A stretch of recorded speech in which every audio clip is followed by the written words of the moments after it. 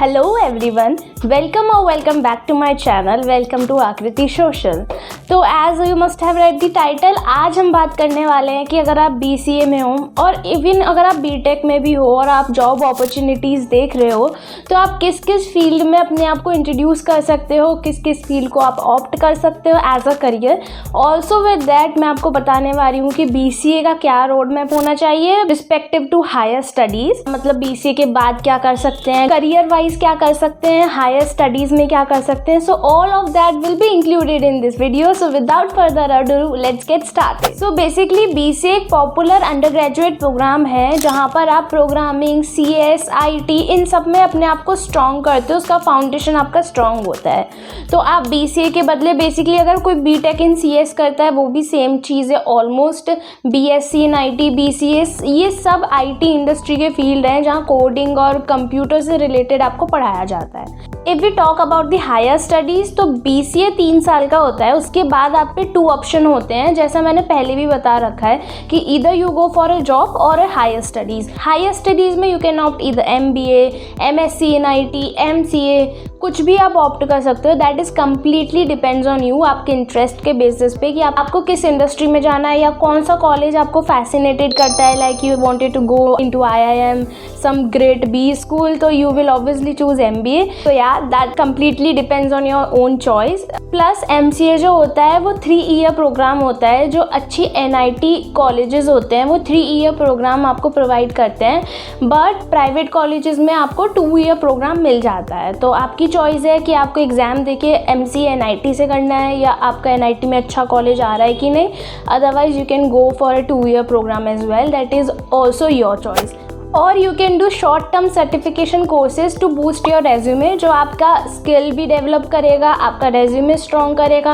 आप कोई सर्टिफिकेशन लेना चाहते हो या 6 ईयर जो प्रोग्राम्स होते हैं अगर वो आपको वैलिड लग रहे हैं और आपको लग रहा है आपको कुछ ना कुछ सीखने को मिलेगा, प्लस आप जॉब रेडी हो रहे हो, तो you can definitely opt for it. अगर आपको इसके ऊपर डिटेल वीडियो चाहिए कि कौन से आप टेक सर्टिफिकेशंस ऐड कर सकते हो अपने रेज्यूमे को स्ट्रॉन्ग करने के लिए, then just comment down, I will help you at my best. So now that we have talked about the higher studies, let's come to the main part जिसके लिए ये वीडियो बनी है, that is the job opportunities if you are willing to join corporate after graduation। so पहले तो मैं guys बता दूं आपको कि जितने भी मैं आपको अभी 4 से 5 बताने वाली हूँ जॉब अपॉर्चुनिटीज़, इन सबका एवरेज पैकेज 5 to 6 लाख या 6 to 7 लाख पर एनम है।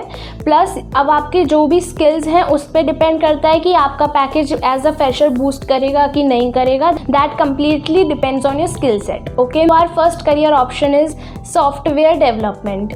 Here you build and design software application. So proficiency in one of the programming language is the must have, like C, C++, Java, Python, किसी में भी आपको अपने आप को 1 में मास्टर करना पड़ेगा। एज अ फ्रेशर इतनी लीनियंसी हो जाती है कि you will not be asked कि आपको बहुत सारे कोडिंग लैंग्वेजेस पूछी जाएंगी, बट हाँ दे विल ऑल्सो एक्सपेक्ट कि आपको एक लैंग्वेज अच्छे से आती हो जिसमें आप अपने आप को स्ट्रॉन्ग कह सको, आपकी फाउंडेशन स्ट्रॉन्ग हो। Okay, so our second career option is web development.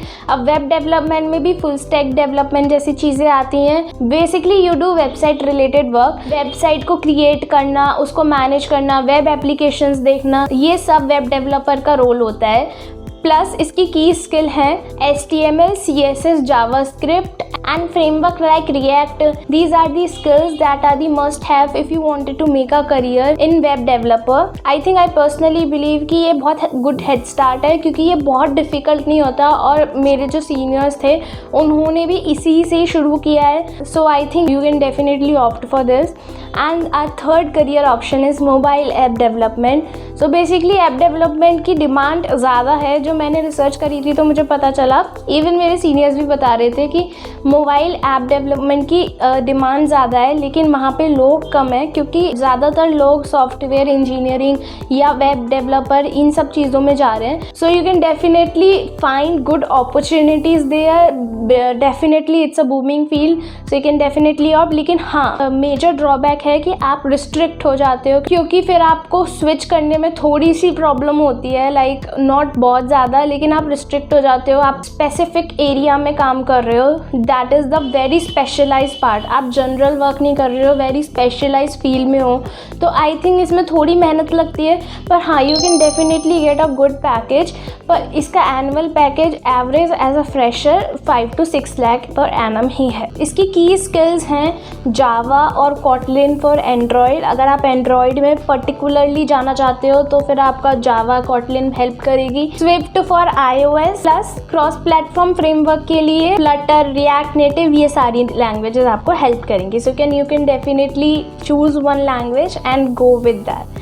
So our fourth career option is system analyst. So basically it acts as a bridge between business and its solution.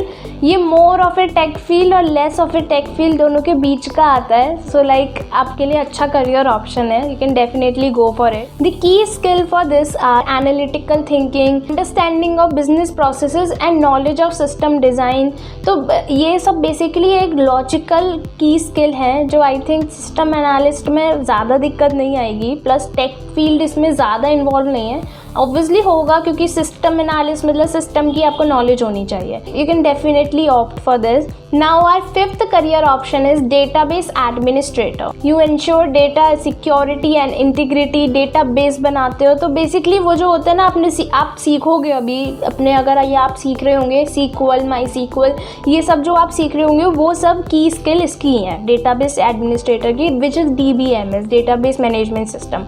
तो ये इसी का ही part है, तो आप definitely इस field में जा सकते हो। यही इसकी की स्किल है जो आपको अपने आप को इम्प्रूव करना है और स्ट्रॉन्ग करना है अगर आप पर्टिकुलरली इस फील्ड में जाना चाहते हो। मैं आपको एक इंसिडेंट बताती हूँ। जब मैं कॉलेज में थी तो पता है, आई रिमेंबर मेरे जो टीचर थे जो हमें DBMS पढ़ाते थे बेसिकली, तो उन्होंने ना एक बार बताया भी था हमें कि DBMS one of the easiest field है कंपेयर टू ऑल, कि आप अच्छे से इसको सीख सकते हो और इसमें आप अपने आप को एज अ फ्रेशर अच्छी जॉब भी आपको मिल सकती है easily.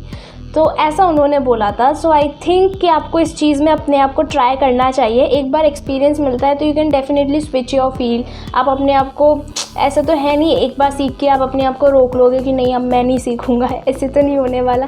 You will obviously continue learning new things. आप इस चीज़ से अपनी शुरुआत कर सकते हो basically. So guys that's it for today.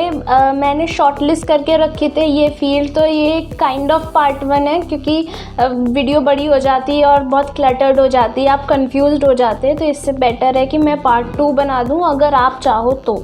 So basically कुछ अभी मैंने बताए हैं, पर अभी बहुत ऐसे पता है कितने सारे हैं जिसमें आप अपने आप को एक्सप्लोर कर सकते हो। आपका बस ये है कि आपको सॉर्टेड होना है कि आपको किस पर्टिकुलर फील्ड में जाना है एंड आपको अपनी लर्निंग्स, अपनी कोडिंग कंटिन्यू रखनी है।